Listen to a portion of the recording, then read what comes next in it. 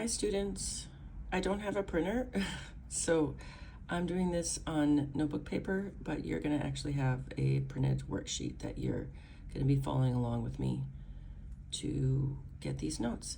So right by the directions, if you could write this reminder that to do a square root, you need to, in your calculator, you need to press the second key, which is blue, and the x squared key. And this is one of the easiest things that we're going to be doing regarding quadratics, so I think you'll fly through it pretty quick. If you struggle a little bit, don't worry, it'll get easier. But whenever you have two terms in your quadratics where you see how it just has A and C, there's no B, and then also there is what you call a perfect square, which means that if we took the square root of both of these terms, then we would get something other than a decimal, we'd get a whole number.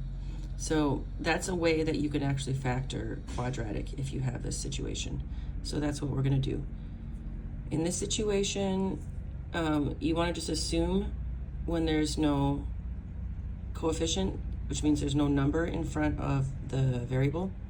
And it's kind of annoying on the sheet. It doesn't say X, it says V and N and M, P, but really it's all just pretend that it's X because it's the same thing.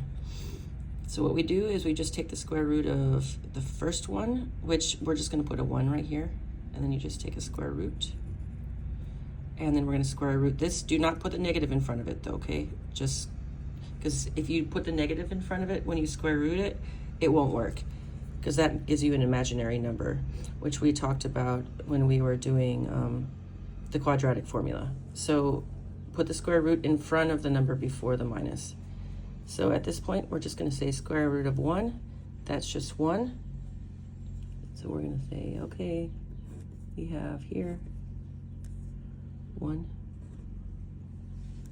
V, and then the square root of 16 is 4. So we're gonna put 4 there. But the thing is, in order to make this work, we could have to have one that is plus, and then one of our factors have to be minus, but it's the same numbers. So you have 1V plus 4, 1V minus 4.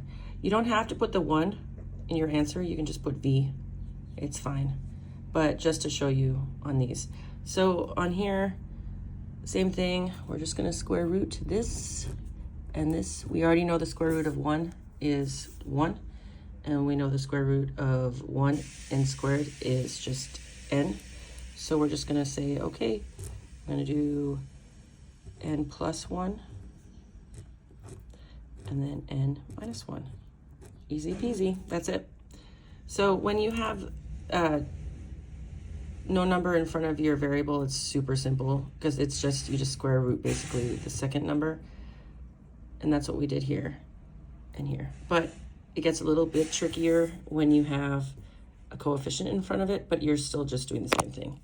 So we're gonna have square root of 4 and square root of 9. Remember, you see how I'm in front of your, do not use the minus in the calculator, the negative in the calculator, okay? You're just putting in front of the number. So once you do that, you're gonna end up with 2V plus 3, and then 2V minus 3.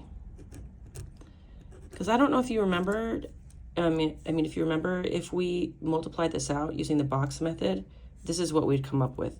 And the reason why is because when you multiply it out, the middle terms that would normally make the B, they cancel out. That's why we don't have a B in there. It's because when you multiply it out, the two middle terms cancel out. So here we have 25 and 9. So we're just gonna say square root of 25 is 5. Square root of 9 is 3. We already know that one. So you're gonna have 5n plus 3, and you're gonna have 5n minus 3. I'm sorry that it keeps on like doing a weird focusy thing. I can't do anything about it. This is not quality filming. But anyway, so we have 5n plus 3, 5n minus 3. We're gonna be doing the same thing for all of these. It's just, there's nothing new on here. I'm just doing some more examples with you. Square root of 25 is 5. So we're going to do plus 1, because square root of 1 is just 1. We know that now. So we have minus 1. So hopefully you're seeing the pattern here for how we write the answer. So now we have square root of 16 and square root of 1. And that's just going to give us 4m plus 1. And then 4m minus 1. And for some reason on the notes, it's kind of recycling the same numbers. So after a while, you don't even have to put some of them in the calculator because you already know what it is. Because it's going to be the same every time, obviously. But so we're going to have 2x plus 1. Not 1, sorry, 5. Nerf. There we go. And then 2x minus 5. So just make sure you don't forget your coefficient from the first one. So we have our 2x, and also don't forget you have to put the variable first. Like the variable has to be in the first term every time. It's always first, second. So we have 2x plus 5, 2x minus 5. Last one, we're just taking the square root of 9, which is 3 as we know, and square root of 4. And then on your homework, you're going to have a little, some different bigger numbers, but you get the idea. You just take the square root of the first term and the second term, and then we make our factors, which is nicer than having to think of all the factors and do like factors of C add together to be B. Like this is pretty much as simple as it's going to get. So you have 3x plus 2 and then 3x minus 2.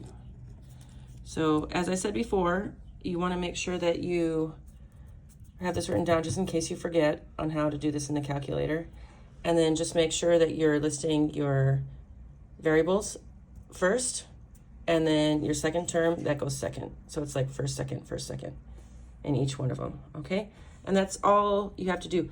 If you did want to just kind of like double check your answer, I think just to show you the background, I am gonna, let's see, which one should we do? Let's do this last one.